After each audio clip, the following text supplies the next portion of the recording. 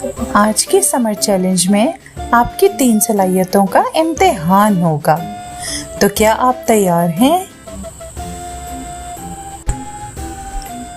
तो बताइए कौन सा लफ्ज दुरुस्त है। आपके सामने 2 ऑप्शंस दिए गए हैं। जिंदगी किस तरह से दुरुस्त लिखा जाता है?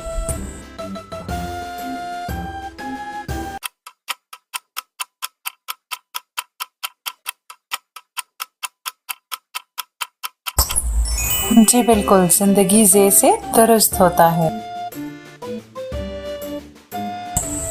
तो चलते हैं अपने अगले लफ्ज की तरफ। तो बताइए कि तालीम ए और बी ऑप्शन में से कौन सा दुरुस्त है?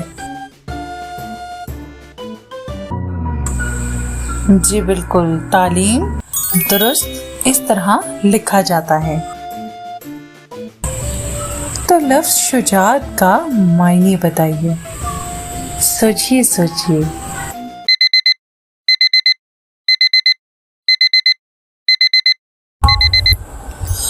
जी बिल्कुल, शुजाअत का मतलब है बहादुरी।